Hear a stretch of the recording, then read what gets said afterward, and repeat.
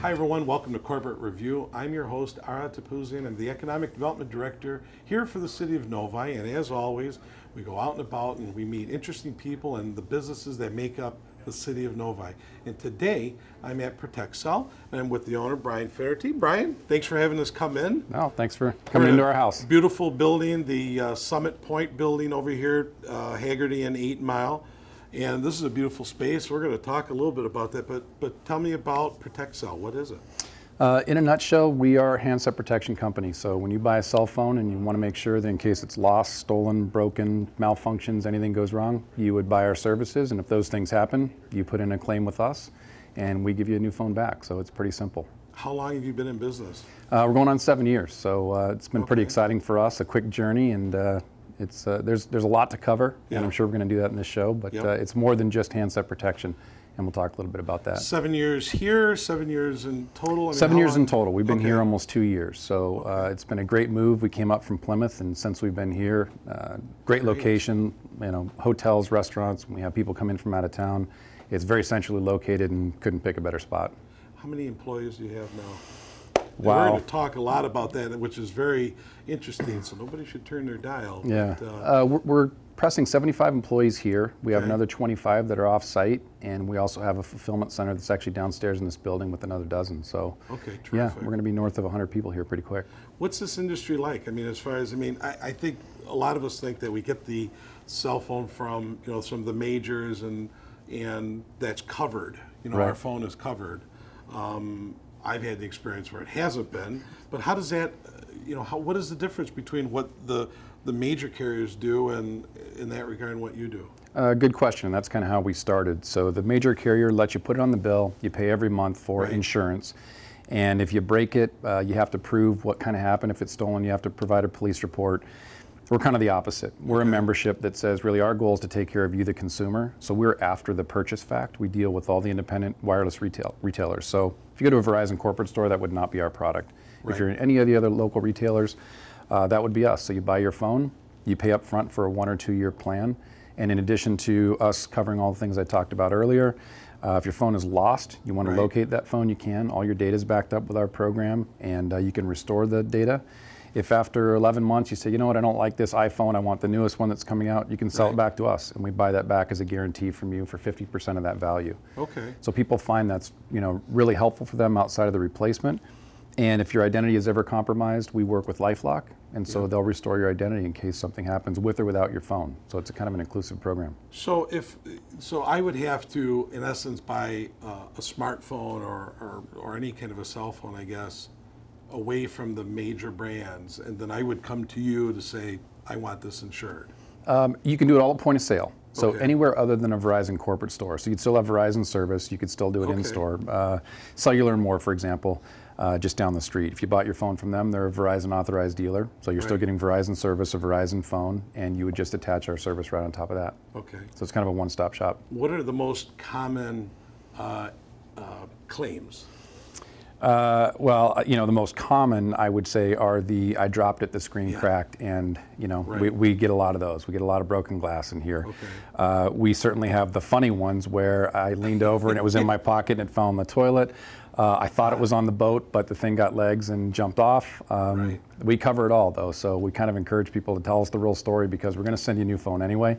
You might as well, give us a good laugh along the way, and we've heard them all. It's pretty good. Is there a misconception, though, as far as if I were to go to the Verizons or the AT&Ts and let's say I pay, and I think you and I talked about this sort of offline that I paid for a phone for my wife and it had some, and I thought I've got the insurance on it, and then when you go to process that claim because the phone's not working, it's sort of the Spanish Inquisition of going through it.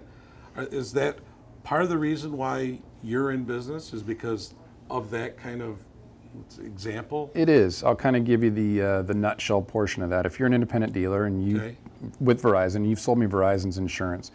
If I come back to you because they wouldn't fulfill it, now that's a warranty issue or it wasn't covered, I'm not going to go to Verizon. I'm going to come to your store. And if I'm there complaining to your sales rep about why my phone isn't covered, they're not making another sale. That's kind of how we started. We want to take that out of the retailer's hands and let them know that we cover everything. So we don't deny claims unless it's fraud. and literally out to, I chucked it out the window, that would still be covered. We just kind of make it easy that they know they're going to have coverage no matter what happens. Okay. How are you doing within the industry? Well, we're number one in our space behind the carrier program. They're about a $6 billion company, and we're not quite there, but in our competitive space, in 7 years, we've become number one. We're gaining market share twice as fast as the next guy in place, and Awesome. we've doubled and tripled in revenue over the last 5 years, so it's been an exciting ride. All here in Novi. Yeah, because we're in Novi, right? I like that. And I will tell you, all joking aside, when we moved up from Plymouth, no knock on that city, but we were kind of stuck on Ann Arbor Road. And anyone coming in town or out of town or wherever they were at, we had to go away from that site. Right. Here we can do meetings. You guys are going to get a chance to see our meeting rooms. We can do meetings here, have outside corporate groups come in.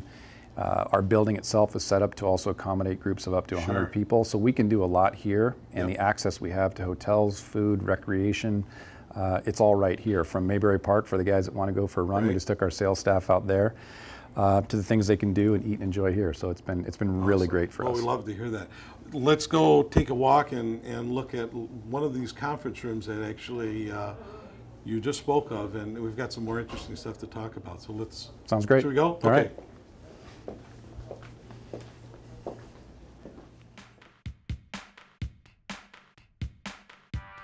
The Novi Business Assistance Team is a free resource designed to assist small and medium-sized businesses. The goal is to provide knowledge, guidance, and useful tools that business owners can utilize to help their businesses grow in an effective and efficient way. The Novi Business Assistance Team includes representatives from the City of Novi, the Novi Chamber, Oakland County, and the SBTDC. The best part of a BAT visit? No cost.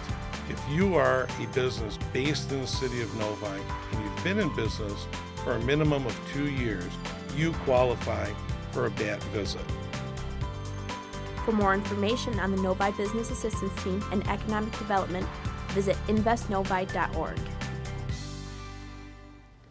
So Bryan, this is a very interesting room with all the decor, and you got to tell me how this all comes to be. Well, this is one of 4 rooms for us, so this is the rock and roll room, but we put it out to the employees. We have all these conference rooms, and we're having a tough time saying, you going to the big one, the little one, the medium one? So we were in Motown, obviously, so we came with the different types of music. So we have the jazz, the country, the rock and roll, and then we certainly have our big conference room that we're pretty excited about because it also has record labels.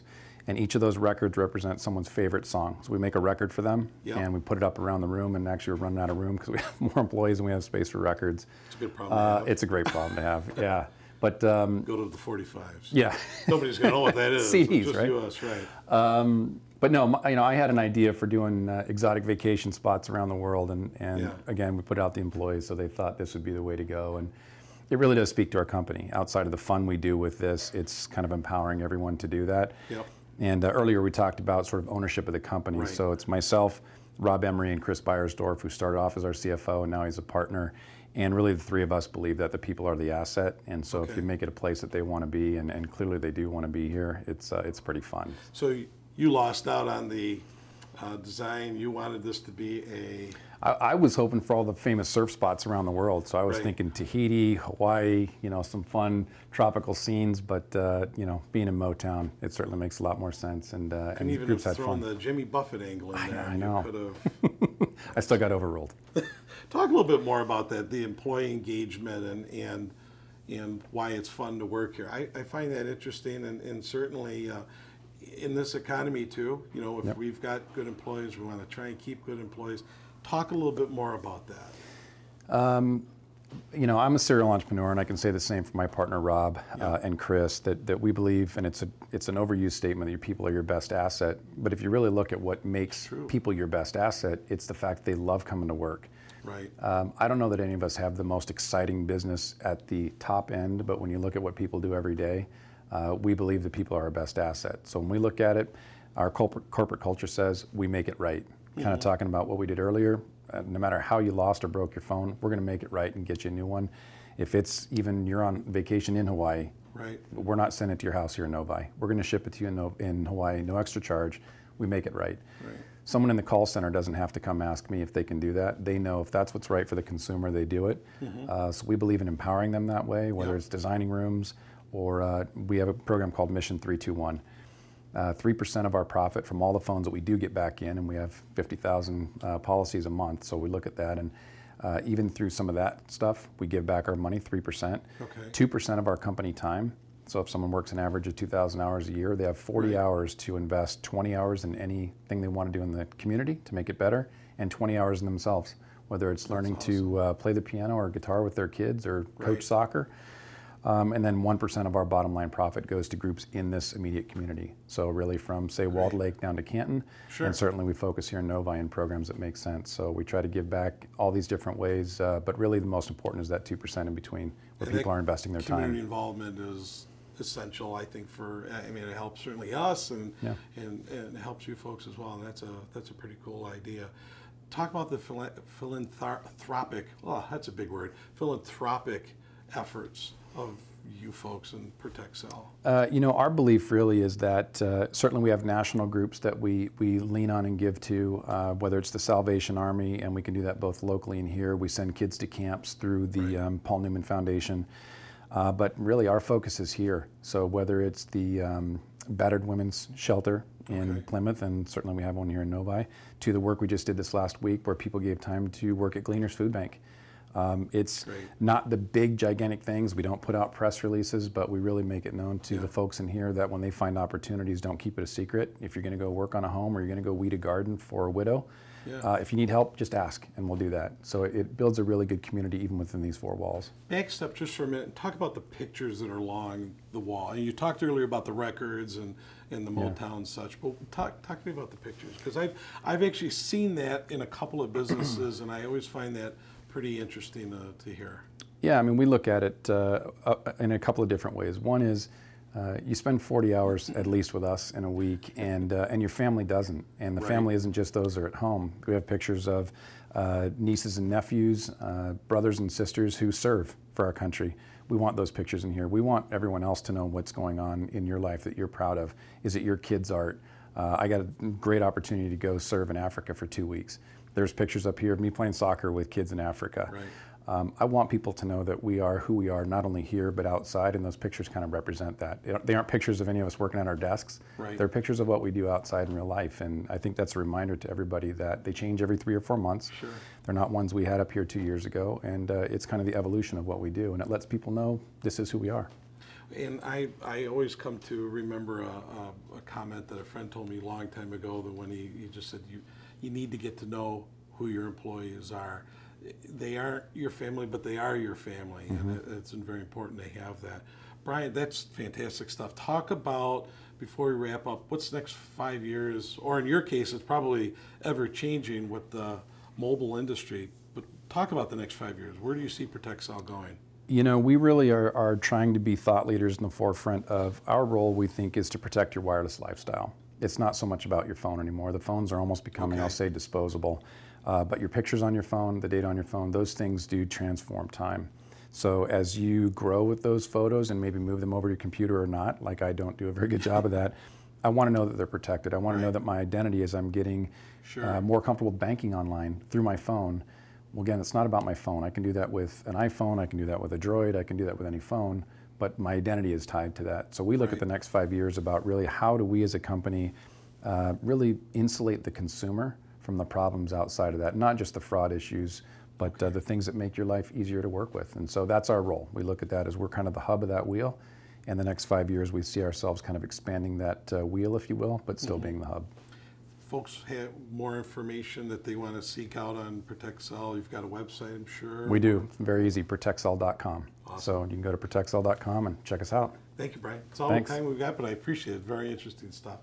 And again, that's all we've got time for today for Corporate Review. Again, I'm Ara Tapuzian, the Economic Development Director here for the City of Novi. If you want more information on the business community and to learn more about our economic development efforts, I invite you to go to investnovi.org. Until next time, thank you.